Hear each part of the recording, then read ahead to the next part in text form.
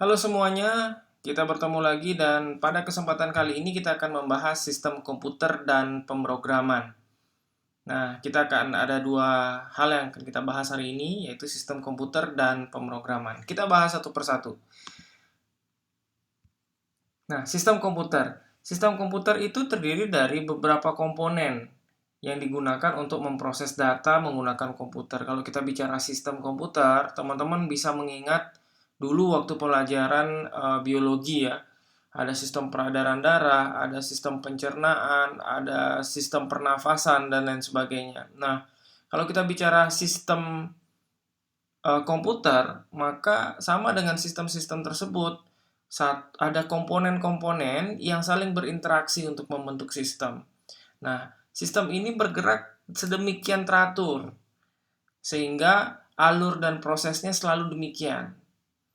Nah, dalam sistem komputer, komponen-komponen tersebut apa saja sih yang terlibat? Nah, di sini ada perangkat keras atau hardware, yaitu piranti yang kalian bisa lihat secara fisik. Dalam komputer, itu bisa berupa keyboard, bisa berupa mouse, bisa berupa CPU, memori, dan lain sebagainya. Lalu ada juga perangkat lunak atau yang disebut dengan software. Nah, software ini berupa instruksi kepada komputer agar komputer dapat mengerjakan tugas sesuai dengan keinginan si user. Nah, perangkat lunak atau software ini contohnya ada 3. Dari bahasa pemrograman, lalu perangkat lunak aplikasi, dan perangkat lunak sistem. Jadi, perangkat lunak aplikasi itu adalah perangkat lunak yang biasa kalian pergunakan untuk membuat aplikasi, dan perangkat lunak sistem itu contohnya seperti operating system ya. Serta ada bahasa pemrograman. Nah, seperti ini. Jadi contoh-contoh bahasa pemrograman ada COBOL, BASIC, PHP, dan lain sebagainya. Terus application software seperti Word, Excel, seperti game Mobile Legends, game-game yang lainnya juga. Dan yang tidak kalah penting adalah IDE, Integrated Development Environment. Itu juga adalah contoh aplikasi ya, application software.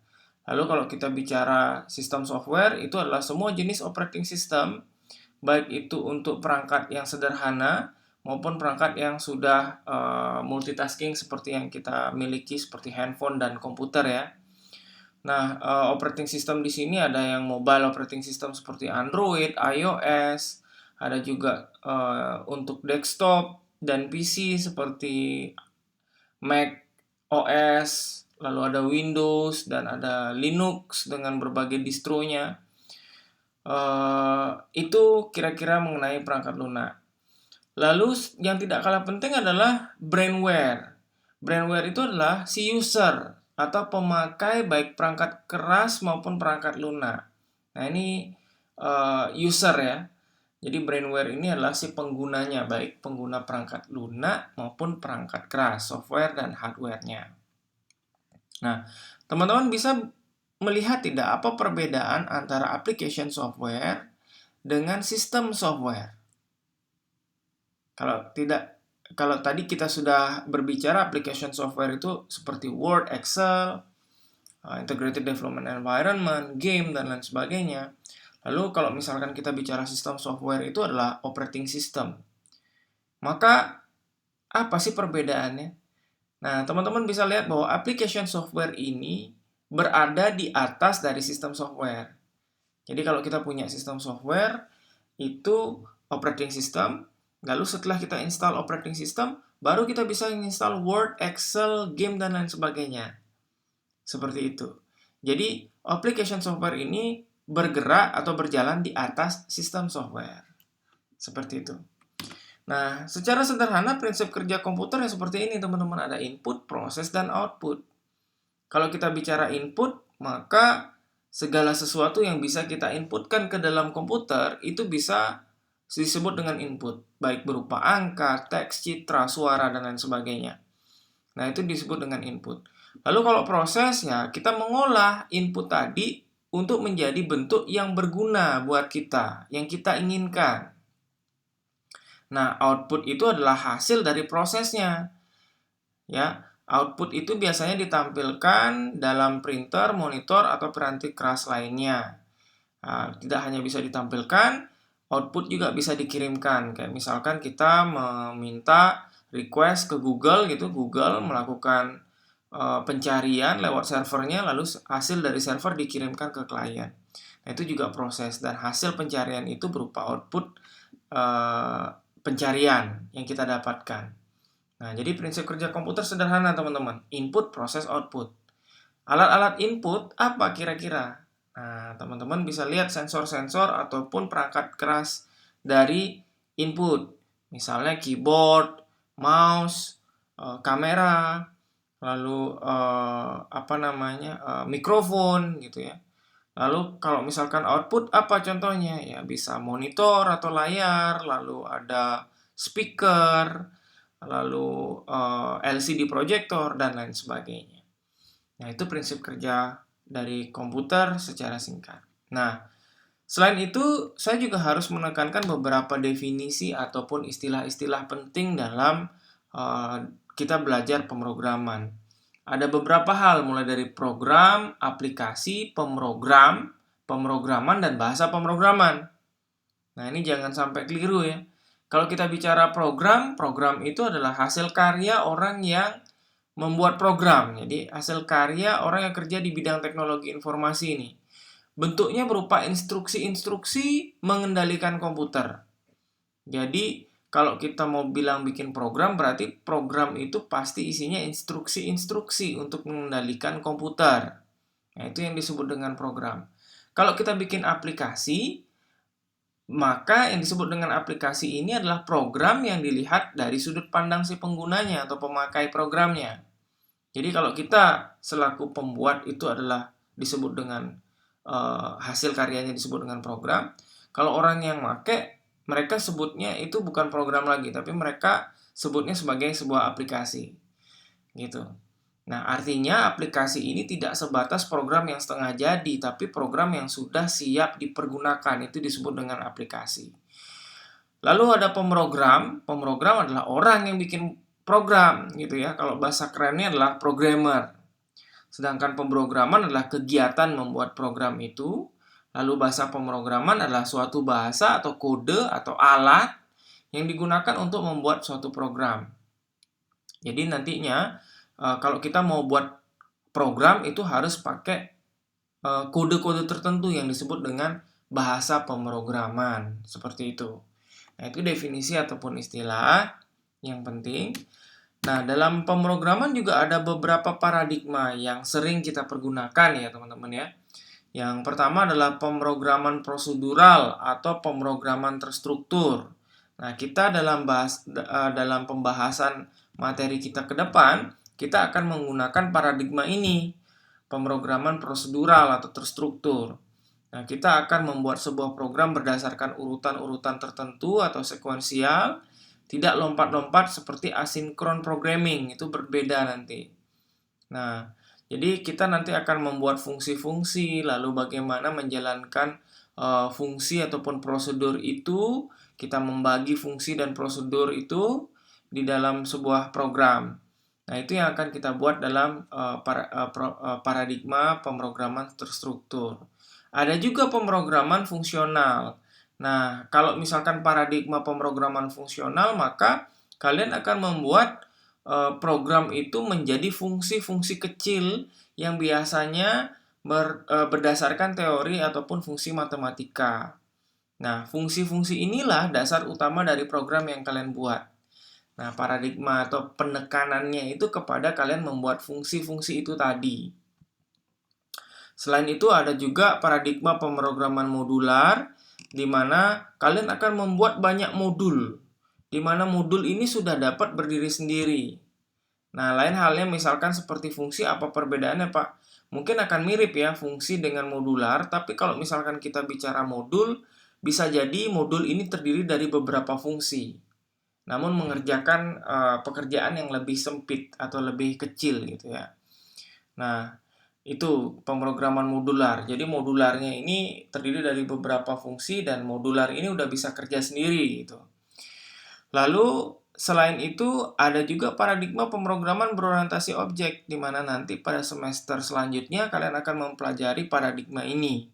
Di mana dalam paradigma berorientasi objek, kalian akan membuat pemrograman dengan prinsip-prinsip objek, di mana objek itu nanti ada data, variabel, properti, serta event, dan prosedur yang kalian bisa manipulasi dengan konsep daripada paradigma ini. Nah, ini adalah paradigma-paradigma pemrograman yang kira-kira cukup populer ya. Yang kita bahas saat ini adalah pemrograman dengan paradigma terstruktur. Kalian juga akan mempelajari pemrograman dengan berorientasi objek ke depan. Nah, ini adalah contoh program, teman-teman. Contoh-contoh program menggunakan ini adalah contoh program menggunakan bahasa pemrograman C. Nah, teman-teman bisa lihat ada include stdio.h. Nah, ini adalah sebuah file lain gitu ya yang kita minta untuk diinkludkan dalam file ini. Nah, ini fungsi dalam bahasa pemrograman C. Nanti kita akan pelajari lebih dalam. Ini hanya contoh saja. Terus ada tulisan void main, printf. Nah, hal-hal ini tata cara kita untuk membuat program dalam suatu bahasa pemrograman itu disebut dengan sintaks, teman-teman. Nah, teman-teman sudah baca mungkin di slide sebelumnya kita sudah bicara tentang sintaks. Jadi kayak misalkan di bahasa pemrograman C, setiap instruksi itu harus diberikan titik koma di akhir, gitu ya. Kecuali yang buka kurung tutup ini nggak perlu diisi titik koma gitu. Dan ini sifatnya fungsional, fungsi. Jadi kita buat satu fungsi main namanya di sini. Nah, satu fungsi main ini setiap instruksinya itu harus ditutup dengan titik koma. Nah, itu disebut dengan sintaks. Aturan-aturan itu disebut dengan sintaks. Kenapa harus ada crash? Kenapa di sini harus ada include? Itu juga termasuk dalam sintaks atau aturan ya. Nah, aturan-aturan itulah yang kita harus pelajari. Kalau bahasa Indonesia sebutnya tata bahasanya. Kalau bahasa Inggris itu ada grammarnya. Nah, kalau dalam bahasa pemrograman ada sintaksnya. Nah, itu yang akan kita pelajari ke depan dalam belajar bahasa pemrograman C. Nah, itu kira-kira. Ini contoh kalau kalian mau membuat sebuah program di mana programnya akan menampilkan tulisan selamat belajar di layar gitu ya. Nah, kalau kita lihat, teman-teman, di sini kita bisa lihat, ini program apa sih? Lalu ini apakah aplikasi? Apakah ini, lalu yang disebut dengan pemrogram seperti apa? Pemrograman seperti apa? Bahasa pemrogramannya bagaimana? Nah, teman-teman bisa lihat kalau ini adalah sebuah program, bukan aplikasi ya. Karena kalau misalkan kita berikan ke pengguna, bisa jadi dia aplikasi yang tinggal diklik lalu tulisannya cuman ada tulisan di monitor, tulisan selamat belajar, hanya segitu saja. Kalau si user melihat, ya ini aplikasi untuk menampilkan tulisan selamat belajar. Nah, tapi kalau misalkan saya yang buat, si programmer gitu ya, saya yang buat, ini adalah sebuah program untuk menampilkan tulisan selamat belajar. Nah, kembali lagi teman-teman, istilah penting tadi di sini ya. Istilah-istilah penting ini coba teman-teman resapi. Kita di sini berikan contoh. Nah, pemrogramnya siapa pemrogramnya? Nah, kebetulan saya yang membuat program ini, maka pemrogramnya adalah saya. Nah, bagaimana pemrograman? Pemrograman itu adalah kegiatan saya coding ini, membuat program ini. Bagaimana saya memprogramnya? Saya menggunakan bahasa pemrograman C dengan komputer saya sendiri, sistem operasinya adalah macOS dan lain sebagainya. Dengan hardware dan perangkat keras ataupun perangkat lunak lainnya. Nah, seperti itu pemrograman, kegiatannya gitu ya. Lalu bahasa pemrogramannya apa? Nah, ini seperti yang sudah saya sampaikan, ini menggunakan bahasa pemrograman C. Nah, ketika sudah jadi bahasa pemrograman seperti ini, ketika sudah jadi program seperti ini, nah ada lagi yang disebut dua istilah penting lagi, yaitu compiler dan interpreter. Nah, kalau misalnya teman-teman lihat, komputer itu nggak bisa mengerjakan sebuah instruksi seperti ini. Instruksi ini harus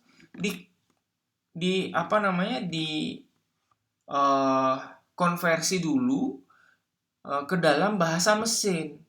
Karena komputer tuh ngertinya cuma bahasa mesin. Nah, untuk mengkonversi itu ada dua istilah, compiler dan interpreter. Jadi, kalau misalkan mesin itu kan dia cuma paham bahasa mesin. Bahasa mesin itu isinya kode biner. Kode biner itu angka 1 sama 0, ada listrik dan tidak ada listrik gitu. 1 representasinya ada listrik, 0 itu tidak ada listrik. Kayak saklar. Jadi komputer kalian itu isinya jutaan bahkan miliaran saklar yang saling terhubung. Saklar itu yang akan men-trigger saklar yang lain untuk menghasilkan ataupun memutus arus gitu. Nah, untuk bisa membuat itu kita buatnya dalam bahasa mesin, kode biner ini, di mana dia terdiri dari angka 0 dan 1. Jadi 100 1010. Jadi yang kita bikin ini akan diubah menjadi 1010 tadi. Nah, untuk mengubahnya kita butuh compiler dan interpreter.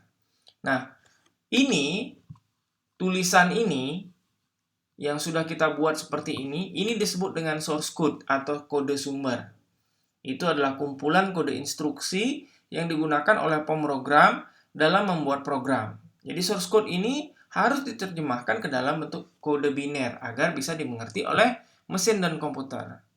Nah, hal inilah yang dilakukan compiler dan interpreter. Lalu, apa perbedaan kedua hal tersebut? Compiler dan interpreter. Nah, ini menjadi tugas dari teman-teman semua. Silakan teman-teman cari tahu apa perbedaan compiler dan interpreter. Lalu tulis di media yang sudah kita sepakati. Oke, itu tugas pertama buat teman-teman.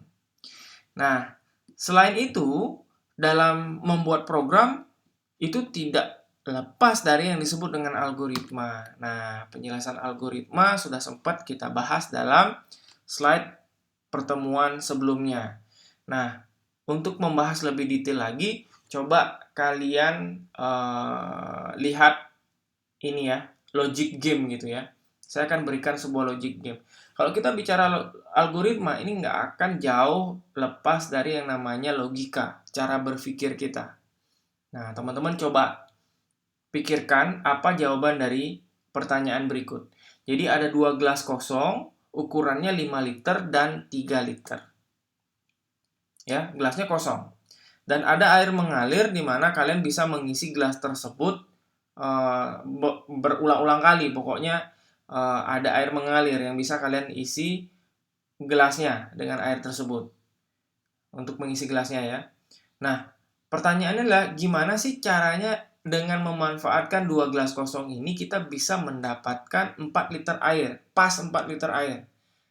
Ya, kita cuma punya gelas 5 liter sama 3 liter. Gimana caranya biar dapat 4 liter air?